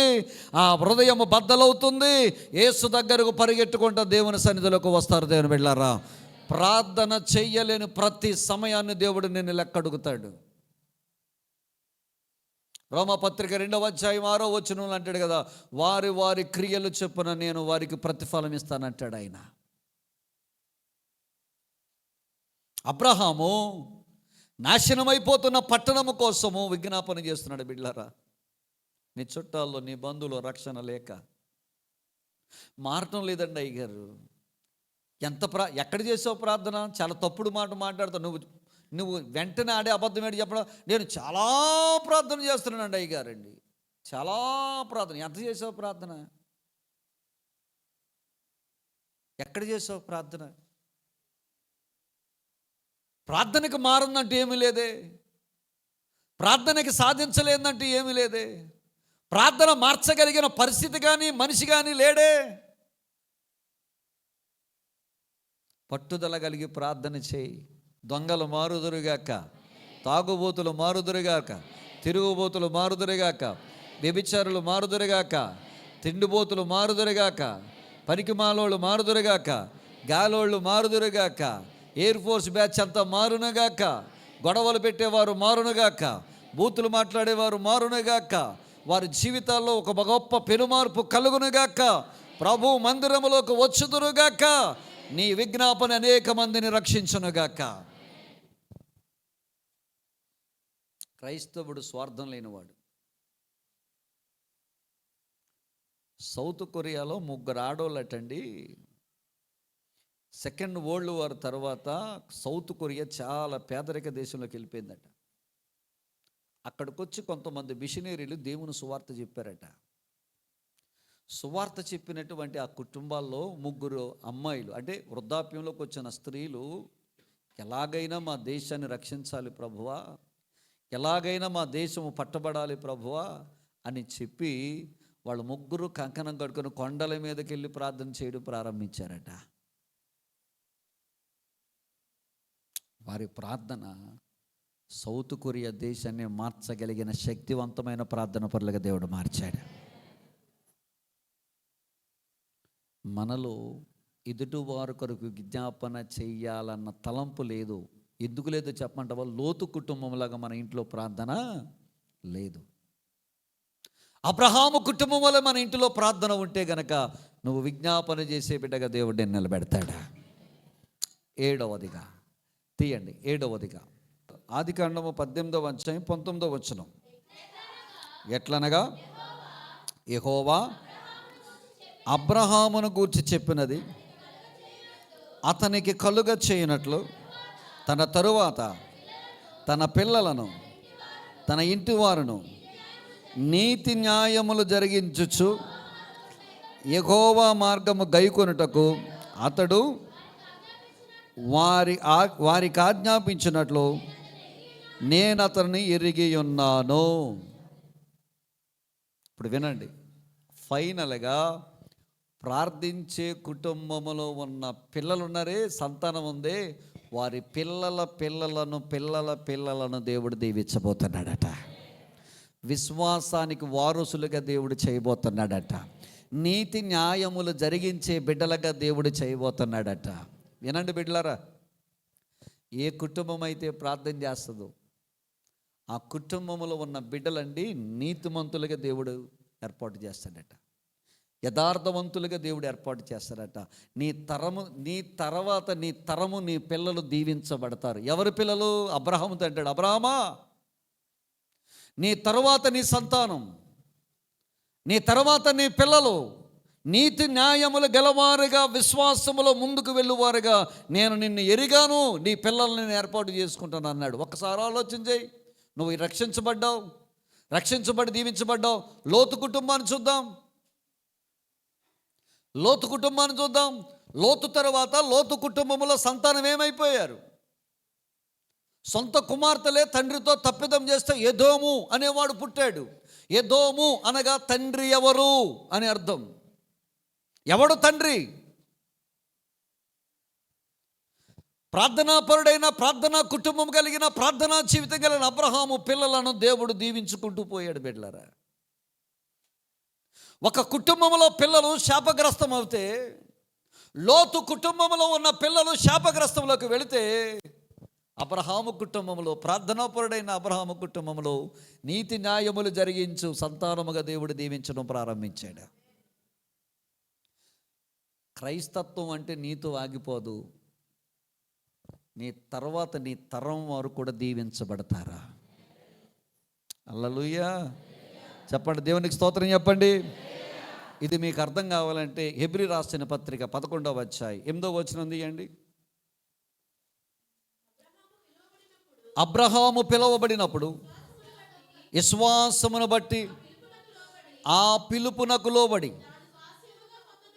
తన స్వాస్యముగా పొందనయ్యున్న దేశమునకు బయలువెళ్ళి. చాలండి. తర్వాత 11వ అధ్యాయం 20వ వచనం తీయండి. విశ్వాసమును బట్టి ఇస్సాకు జరగబోవు సంగతులను విషయమై యాకోబును యాషావును ఆశీర్వదించాను. తర్వాత 21వ వచనం చదవండి. విశ్వాసమును బట్టి యాకోబు అవసాన కాలమందు యోసేపు కుమారులలో ఒకరిని ఆశీర్వదించి తన చేతి కర్ర మీద ఆనుకుని దేవునికి నమస్కారము చేశాను. తర్వాత 11వ అధ్యాయం 23వ వచనం, 11:22వ వచనం. యోసేపు తన అవసాన కాలము సమీపించినప్పుడు విశ్వాసమును బట్టి ఇశ్రాయేలు కుమారుల నిర్గమమును గూర్చి ప్రశంసించి తన శల్యములను గూర్చి వారికి ఆజ్ఞాపించి. వినండి, ఇక్కడ మనకు కనపడే కామన్ మాట్లాడి చెప్పమంటారా? అబ్రహాము విశ్వాసం. అబ్రహాము ఏ విశ్వాసం అయితే కలిగి ఉన్నాడో ఇస్సాకు కూడా అదే విశ్వాసం కలిగి ఉన్నాడు. ఇస్సాకు ఏ విశ్వాసం కలిగి ఉన్నాడో యాకోబు కూడా అదే విశ్వాసం కలిగి ఉన్నాడు. యాకోబు ఏ విశ్వాసం కలిగి ఉన్నాడో యోసేపు కూడా అదే విశ్వాసం కలిగి ఉన్నాడు. అదే విశ్వాసంలో మిగతా వారు కూడా ముందుకెళ్లారు. విశ్వాస వీరుల జాబితాలో తన బిడ్డలను యేసుకునే కృప దేవుడు అబ్రహాముకు అనుగ్రహించాడు. మంచి మాట చెప్తాను. ప్రపంచంలో 800 కోట్ల మంది జనాభాలో 600 కోట్ల మంది జనాభా అబ్రహాము సంతానమే. ఈ 600 కోట్ల జనాభాలో యూదులు, ఇశ్రాయేలు అనబడేవారు 2 కోట్ల మంది ప్రపంచాన్ని ఏలుతూ ఉన్నారు. వాళ్ళు ఇప్పటికే ఆశీర్వదించబడిన వారు, నీతి న్యాయములు జరిగించువారు, దేశానికి ప్రపంచానికి తలమానికంగా పెట్టాడు. అబ్రహాముతో ప్రారంభించబడిన ఆశీర్వాదం ఈ రోజున టెక్నాలజీ విషయంలో కానీ, ఈరోజు ఓల్డ్ మీడియా కానీ, ప్రింట్ మీడియా కానీ, స్టార్టప్ కంపెనీలు కానివ్వండి, టెక్నాలజీ కానివ్వండి, ఎకనామికల్ కానివ్వండి, ఎడ్యుకేషనల్ కానివ్వండి, ఈయన ఎవ్రీ సిస్టమ్ వెనకుండి నడిపించేది జూయిష్ పీపులే.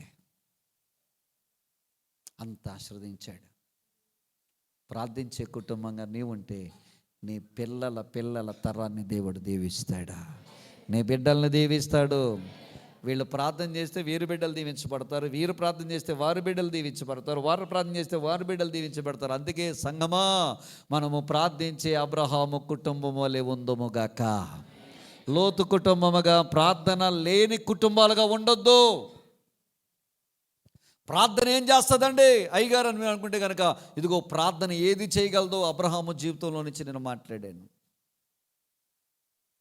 ప్రార్థన నేర్చుకో, ప్రార్థన కుటుంబ ప్రార్థన చేయి, సంఘములోకి వచ్చి ప్రార్థన చేయి. 2026వ సంవత్సరము ప్రార్థనా సంవత్సరముగా దేవుడు మనకిచ్చునుగాక. లెమ్ము తేజరిల్లము, దేవుని మహిమ నీ మీద ఉదయించునుగాక, దేవుని వెలుగు నీకు వచ్చునుగాక. అట్టి కృప దేవుడు మనకు అనుగ్రహించునుగాక. ఆమె లేచి నిలబడదాం, ప్రార్థన చేసుకుందాం.